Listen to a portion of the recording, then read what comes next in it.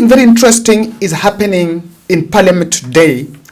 A chaotic start to the National Assembly proceeding as the minority leadership Junet Mohammed, Millie Odhiambo, Robert Mbui takes the majority side seat in Parliament as a meeting to resolve the impasse within the parliamentary leadership ends in disappointment, Kimani Ichung'wa leaving the chamber annoyed. We are going to look at this, but first let's support Josephine here. We are finishing this appeal tomorrow morning. Josephine is this lady here, a single mother of 3. She delivered all through operation, but then the husband left when she was 2 months expectant, never to come back. Now, because of the hardship she's going through, now she's forced to do the manual jobs, actually hawking those that watermelon to feed the family. Things are a bit tight on that end with even reeling month arrears. So as the board foundation, what you're going to do, we are planning tomorrow to offset the month's arrears and pay 1 year upfront, establish a business that she can do somewhere settled with the child, and also pay the school fees for the child who is in school so that we can change her life. We can do something. We've done it before and we will do it. Kindly support. A deficit of around 30,000 will be able, that is the only balance we are looking for, so that we can be able to finish this tomorrow. And thank you very much for those who've responded. I've already done 120, so a deficit of around 30,000 is what is remaining, so that we can touch her life. I want you to get a soundbite from her. Ni venye nauzanga melon, hii ndio kazi yenye niko nayo kwa saa hii, ndio niweze kulisha watoto. Melon unapata pesa ngapi? Melon napata faida ya 200 na nanunua na 200. Ndio kwa saa hii juu sina kazi nyingine na niko na watoto, ndio niweze kulisha hao watoto. Juu si huyu peke yake, niko na watoto wengine 2, sasa wote ni 3. Kuna watoto 3? Na wako class ngapi? Ule first born,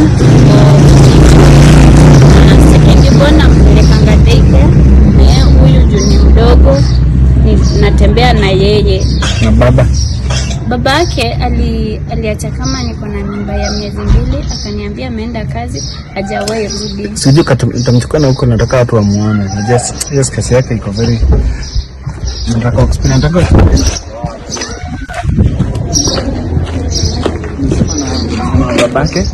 Babake alitoka kwa nyumba akaniambia ameenda kazi na hajawahi rudi mpaka leo.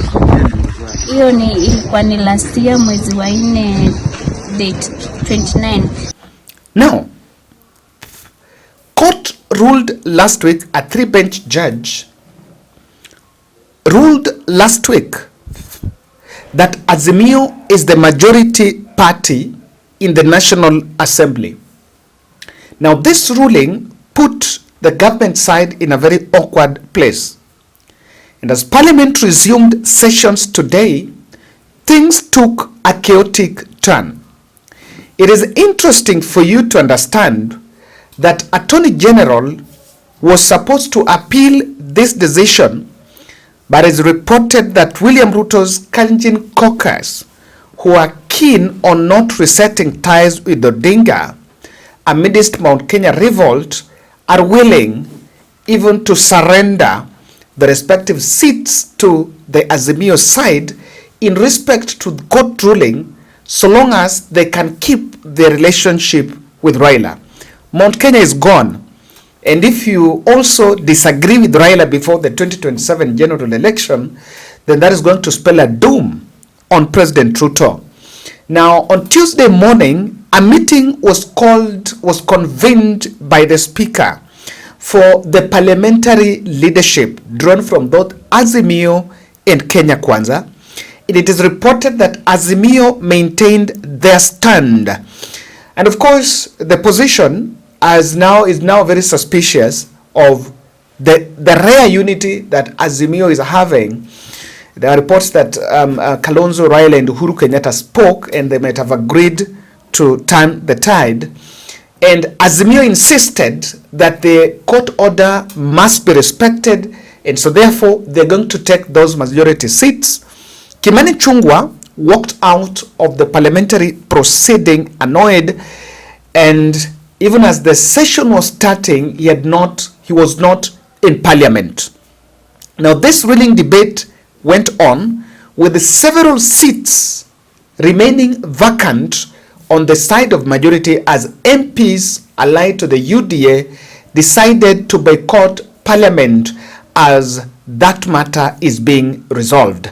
Of course, there was understanding that if this is not resolved amicably, it has the potential of breaking ties between Odinga and the president.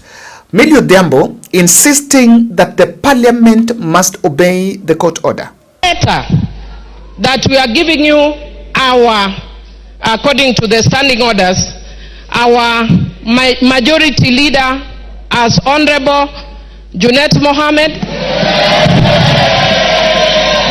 and Honorable Robert Mbui.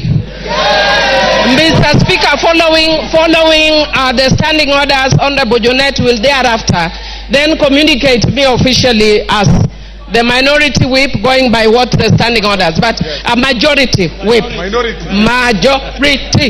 Mr. Speaker, I also stand under standing order 90 and had actually consulted you about this. And Mr. Speaker, if you look at the judgment of that court, the court actually infer that because of the position you hold as Speaker and also as Chairman of your party, Mr. Speaker, it is not as party leader of your party, Mr. Speaker, it is not possible for you to be fair. You are going to be conflicted when you are conducting the matters of this House. Mr. Speaker, I therefore humbly request you to step down and mandate Honorable Gladys Boschole to take over in discharging the functions as the Speaker because of your conflict of interest. Mr. Speaker, Mr. Speaker, Mr. Speaker. Order. Order. Mr. Speaker. Mr. Speaker, in concluding, Mr. Speaker, because I said I'm not going to go to the merits and demerits of the matter, in concluding, I want to urge that as a parliament, we need to obey court rulings and decisions. We have formations of the committees that fall on the majority, minority, chairman, the committees that are supposed to be led by members from the majority side, and the committees that are led by the members of the minority side. Does it mean, Honorable Speaker, that every decision that has been passed by the committees or any report that has been passed by the committee that falls on the minority, as it were then, and the majority, is it rendered mute as it is right now, Honorable Speaker? If going by the judgment, if we read on the judgment, like they want us to define it as it, just on plain paper, Honorable Speaker, that is question one. Question two that we should ask ourselves, Honorable Speaker. Right now, the selection panel, Honorable Speaker, of the IEBC that was nominated by both the minority parties or the Parliamentary Service Commission, that minority party brought the membership, the majority party brought the membership. The IEBC selection panel has already started working, Honorable Speaker, right now in terms of selecting the next commissioners. What then happens to them? What happens to that selection panel? Because they were appointed on the basis of the majority and the minority when the Parliamentary Service Commission submitted the names. Those are the questions we need to ask ourselves, Honorable Speaker. The Commission for Revenue Authority, Honorable Speaker, that again is a preserve of both the minority and the majority. Honorable Speaker, what then happens on the decisions that have been made in the past 2 years? The allowances that have been paid, Honorable Speaker, the travels that have been made, everything that we passed, Honorable Speaker, in this house. Those are the questions that we need to ask ourselves because we are the midterm of this Parliament, Honorable Speaker. Even as you retire to make this your ruling, Honorable Speaker, it is important for us, Honorable Speaker, to ask ourselves those very pertinent questions because we shouldn't just be. Okay. That is running in this country, Mr. Speaker. In the United States, there are times when the executive is from the Republican Party and the House is ruled by the Democratic Party, and life goes on. It doesn't matter that we are going to oppose everything that the government wants to do. If government brings here bills and policies that are of benefit to the country, we will support it, Mr. Speaker. And as you know now, many things have gone under the bridge. There is this animal called also broad-based, Mr. Speaker. We want to broaden, deepen, and tighten this relationship, Mr. Speaker. If I may borrow your words, we want to broaden it, deepen it, and tighten it, Mr. Speaker, so that we can have a country that is cohesive, Mr. Speaker. Mr. Speaker, there is no way we are going to have this animal in place, and then when we want to become the majority, people look at us with suspicious eyes. How can it be, Mr. Speaker? Members of Parliament are members of Parliament. They work under the Article 95 of the Constitution, which has given them the roles of oversight, legislation, and representation, Mr. Speaker. We are not going to do our business outside Article 95, Mr. Speaker. So, I want to allay fears here that the majority in the House must be from the ruling party. That this ruling is giving us posterity. This is doing things for posterity, Mr. Speaker. Next election or the other election in 2032, a government might come. That statement was also backed up by Junet Mohammed. In the Senate, it's also very difficult, and actually Boni Khalwale was complaining that he should be given back his seat as the majority chief whip. But they were speaking about a verdict, while MPs on the UDA side were speaking about the fact that that verdict is overtaken by events. But today, the D-Day in Parliament, several of them have gone silent and actually boycotting the House because they foresaw that there was a potential of chaos between the two sides. Junet Mohammed is Raila Odinga's close person, and Robert Mbui is Kalonzo Musyoka's point person.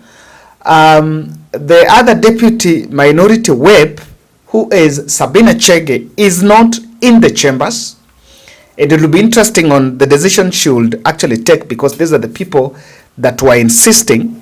Wetangula on his end, even after being asked to step down for Gladys Boss-Sholei, has maintained that he is going to serve as the speaker at whatever cost. If you listen to me carefully, Robert Mbui, order members, and I want you to listen to this carefully. Order members, order. I did say, Robert Mbui, and you are misconducting yourself. You are too senior to be told to leave the chamber. I did say, and I want to repeat, and Emilio Odhiambo, who raised the point, has read this judgment clearly. The judgment pushed the direction of the speaker on the majority minority. The judgment never declared who is the majority. It is not the court to declare the majority. It is the speaker of this house. And you better know that. It is the speaker of the house to declare the majority.